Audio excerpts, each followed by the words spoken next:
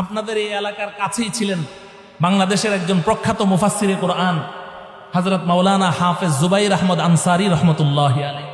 নাম শুনেছেন, দেখেছেন? আমি আনসারী সাহেবের বয়ানের মধ্যে একটা কথা শুনেছি, এত ভালো লেগেছে।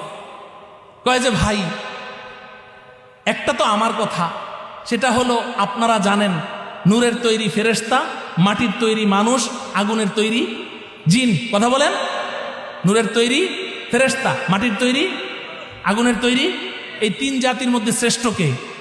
শ্রেষ্ঠ কে? তা আমি যদি বলি আমার রসুল মাটির তৈরি মানুষ না, নূরের তৈরি ফেরেশতা, রসুলের সম্মান বাড়াইলাম না কমাইলাম? সবার বুঝে আসে, মুরব্বীদের বুঝে আসে।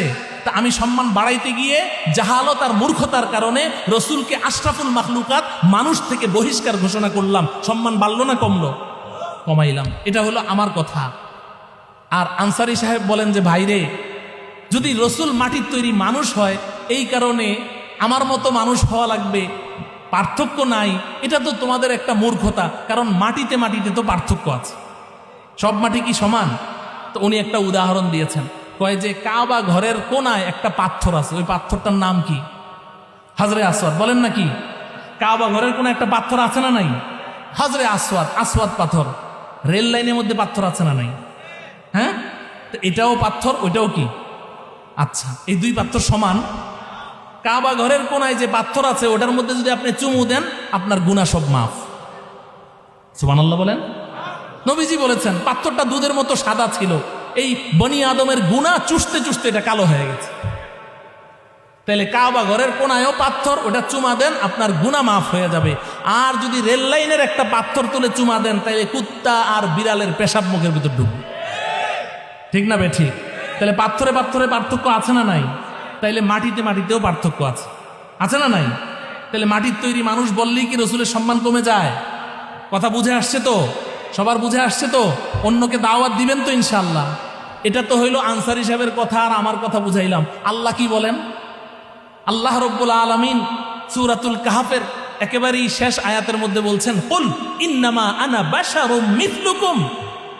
আমাদের নবীজিকে বলছেন, কারণ আল্লাহ জানেন যে এই কোরআন নাজেল হওয়ার 1400 বছর পরে কিছু আশেকে রসুলের আবির্ভাব হবে, আর ওরা আমার রসুলকে এই মানুষ আশরাফুল মাখলুকাত থেকে বহিষ্কার ঘোষণা করবে। এই কথা কোরআন নাজেলের সময় আল্লাহ পাক জানতেন কি জানতেন না? এটা সমাধান দেওয়া ছাড়াই কি কোরআন নাজেল করেছেন?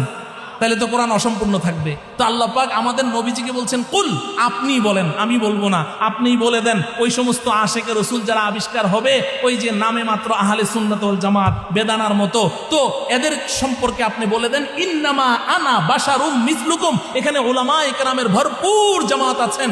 ইন্নামা শব্দটা বাক্যের শুরুতে কেন ব্যবহার করা হয় এটার ব্যাখ্যা আপনারা বুঝবেন না। অর্থাৎ একজন বক্তা, একজন কথক, তার কথার ব্যাপারে যদি 100% কনফিডেন্স থাকে যে এই কথার ব্যতিক্রম আর হতেই পারে না, তখন আরবরা শুরুতে ইন্নামা শব্দ ব্যবহার করে। এটাকে হারফে হাসর বলা হয়। এই জন্য উর্দুতে, ফার্সিতে তর্জমা করা হয় জুজই নিস্তকে, এটা ছাড়া আর কিছুই না। ইন্নামা শব্দের অর্থ এটা ছাড়া আর কিছুই না। ইন্নামা আনা বাশারুম মিসলুকুম, এই দুনিয়ার মানুষ, আমি মুহাম্মদ ইবনে আব্দুল্লাহ, আমিও তোমাদের মতো মাটির তৈরি একজন মানুষ। এরপরেও কি কোনো সন্দেহ আছে? আচ্ছা, আমার তো সময় শেষ হয়ে গেল, নামাজের সময় হয়ে যাচ্ছে। এটা হলো বাড়াবাড়ি। এদেরকে চিনতে পেরেছেন তো? সংক্ষেপে বলা যায়, আমাদের দেশে যত ভণ্ড পীর আছে, যত রশি আছে, আর যত বাঘ আছে, আর যত পাড়া আছে, আমি আর নাম বললাম না, এই রশি, পাড়া আর এই সমস্ত বাঘ যা আছে, এই সব হলো এই বাড়াবাড়ির দলের অন্তর্ভুক্ত। আমরা কি ওই দলের অন্তর্ভুক্ত থাকবো? আল্লাহ আমাদেরকে হেফাজত করেন। আরেক দল আছে ছাড়াছাড়ি। আরেক দল কি? ছাড়াছাড়ির ওয়াজ আর আজকে করতে পারলাম না। এটা তো ওলামা পরিষদের খালি প্রথম মাহফিল, আরো হবে কি হবে না? আগামী বছর হোক, এটা আপনারা চান? দাওয়াত দিবেন? আগেই দাওয়াত নিয়ে নিলাম।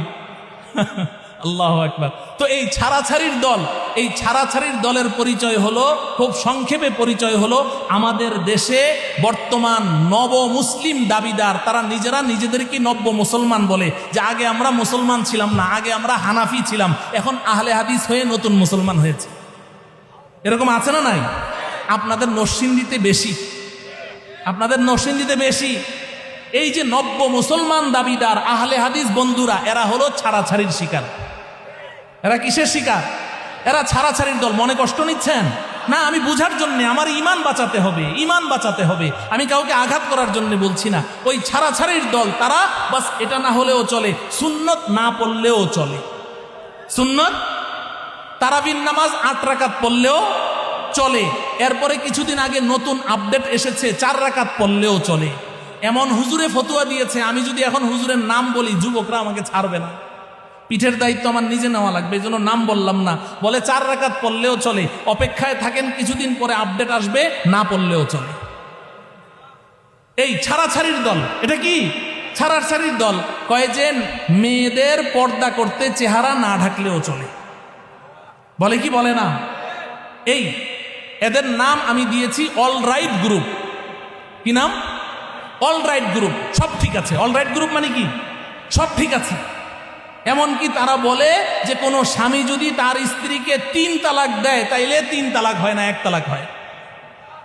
ফতুয়া দেয় কি দেয় না? কুড়িগ্রামে গিয়েছি, ওখানে আমার কাছে পার্চা পাঠিয়েছে, হুজুর 3 তালাকে কয় তালাক? আমি কই 3 তালাক। কয় না, 1 তালাক। হ্যাঁ, আপনাদেরকে কে বললো? আমাদের শায়েক। কে ওরা? আহলে হাদিস না আহলে শায়েক? আহলে শায়েক।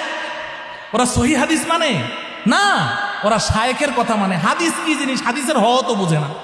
আমি বললাম না সূরা ফাতিহা সহি পড়তে পারে না, হাদিস কি বুঝবে? ওই যে লাল রুমাল মাথায় দিয়ে শুরুতে ডক্টর, শায়েক, লাস্টে একটা মাদানি লকব দিয়ে মোবাইলে, ইন্টারনেটে, ফেসবুকে যখন নাকি বক্তৃতা শুরু, একে ডাকেন, আপনাদের সামনেই কথা বলি, 3 তালাকে কয় তালাক হয়? কয় শায়েক তো এখানে নাই। কই? কয় হোটেল ব্যবসায়ী। হোটেল ব্যবসায়ী শায়েক হলো কেমনে? হুজুর অনেকদিন আরব দেশে ছিল তো, অনেক এলেম অর্জন করে আসছে।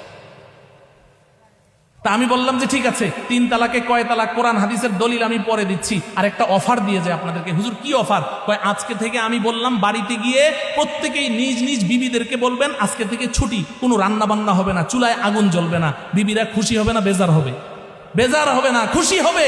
আপনি খালি রান্নার কাজটা ছুটি দেন না, দেখবেন আপনার কি খেদমত করে, সবচেয়ে কষ্টের কাজ। কয় যে হুজুর তাহলে খাবো কি? আমি বললাম ওই অফারটাই দিয়ে যাচ্ছি, সবাই মিলে আপনাদের ওই শায়েকের হোটেলে খাবেন। কয় হুজুর হোটেলে খাইতে তো অনেক পয়সা লাগে। আমি বললাম যে না, মোটেও পয়সা বেশি লাগবে না, ঘরের খরচের চেয়ে অর্ধেক লাগবে। কয় হুজুর সেটা কেমনে? আমি বললাম যে খাবেন হইল 2 প্লেট, বউয়ের জন্য 1 প্লেট আনবেন। কয় প্লেট হইল? তো 3 প্লেট খানা নিবেন, 1 প্লেটের বিল দিবেন। যদি কয় কি ব্যাপার, খাইয়া 3 প্লেট বিল 1 প্লেট, বলবা যে 3 তালাকে যদি 1 তালাক হয় তো 3 প্লেটে 1 প্লেটেরই বিল হয়। ও আমার প্রিয় ভাইয়েরা, আপনাদেরকে একটু মজাক করলাম আর কি। বড় আফসোসের সাথে বলতে হয় যে আমাদের সারাটা জীবন আপনি উলামায়ে কেরামের পেছনে থাকলেন, তাদের মত অনুযায়ী আপনার জীবনের প্রত্যেকটা কাজ পরিচালনা করলেন। আজকে হঠাৎ করে কোত্থেকে শকুনের মতো উড়ে এসে জুড়ে বসলো আর বলল যে তোমরা এখন হানাফি মাযহাব মানো, তোমরা সৌদির নামাজ মানো না, তোমরা এটা করো না, ওটা করো না, তোমাদের নামাজ হয় না, তোমাদের জানাজার নামাজ হয় না। কয় সূরা ফাতিহা ছাড়া নামাজ হয় না। জামালপুর আব্দুর রহমান, শায়েখ আব্দুর রহমানের ওখান থেকে আমাকে একজন ফোন করেছে, হুজুর সূরা ফাতিহা ছাড়া নামাজ হয়? আমি কই না। কয় তাহলে জানাজার নামাজে আপনারা সূরা ফাতিহা পড়েন না, আপনাদের নামাজ হয় না। আমি বললাম রুকু সেজদা ছাড়া নামাজ হয়? কয় না। আমি বললাম তাহলে তোমাদেরও জানাজা হয় না, রুকু সেজদা দাও না কেন? তো ফোন কেটে দিয়েছে। এখন ফোন আর কেটে দিল, আর করে না ফোন। এখন ফোন দিলে আবার ধরেও না। কথা বুঝে আসছে? এই ধোঁকাবাজদের পেছনে পড়বেন। এটা হলো ছাড়াছাড়ির জামাত। তাইলে বাড়াবাড়ির দলেও যাওয়া যাবে না, ছাড়াছাড়ির দলেও যাওয়া যাবে না। এখন বলবেন যে হুজুর মধ্যম পন্থা অবলম্বনকারী উম্মতে ওয়াসাত, এদেরকে চিনব কিভাবে? এদেরকে চিনবেন এক কথায়, বর্তমান দুনিয়াতে সবচেয়ে বড় আলেম শাইখুল ইসলাম আল্লামা তাকি উসমানী দামাত বারাকাতুহুম, আরব বিশ্ব যাকে বড় আলেমের স্বীকৃতি দিয়েছেন, তার একটা কথা বলে আমি আলোচনা শেষ করছি। তিনি বলেন, मैं पहले तकलीदन कहता था, अब पूरी दुनिया सफर करने के बाद बसीरत के साथ कहता हूं, उलमाए देवबंद ही हक पर है। শাইখুল ইসলাম আল্লামা তাকি উসমানী বলেন যে আমি আগে বড়দের কাছে শুনে শুনে বলতাম, না বুঝেই বলতাম। এখন সারা বিশ্ব ভ্রমণ করার পরে এখন বুঝে শুনে গোটা পৃথিবীবাসীকে আমি বলছি, এই দুনিয়ার মানুষ, বর্তমান দুনিয়াতে উম্মতে ওয়াসাত, সত্যের পথের পথিক, হক জামাত হচ্ছে উলামায়ে দেওবন্দ। এই উলামায়ে দেওবন্দের সাথে থাকবো তো ইনশাআল্লাহ? মৃত্যু পর্যন্ত উলামায়ে দেওবন্দের সাথে থাকবো তো ইনশাআল্লাহ? কে কোন দিক দিয়া বিশ্ব আমির দাবি করলো আর কে কোন দিক দিয়া কি দাবি করলো, এদের পিছনে ছুটবো না তো ইনশাআল্লাহ? উলামায়ে দেওবন্দ যাকে হক বলবে আমরা তাকে হক বলবো, উলামায়ে দেওবন্দ যাকে বাতিল বলবে আমরা তাকে বাতিল বলবো। এর ব্যতিক্রম কিছু করব না, তাহলে কিন্তু ওই 72 দলে গিয়ে পড়তে হবে। আল্লাহ আমাদের সবাইকে বুঝার তৌফিক দান করেন, আমরণ এই হক্কানি রব্বানি উলামায়ে কেরামের পেছনে চলার তৌফিক দান করেন। ওয়া সাল্লাল্লাহু তাআলা আলা সাইয়্যিদিনা মুহাম্মদ ওয়া আলা আলিহি ওয়া আসহাবিহি আজমাইন। আসসালামু আলাইকুম ওয়া রাহমাতুল্লাহি ওয়া বারাকাতুহু।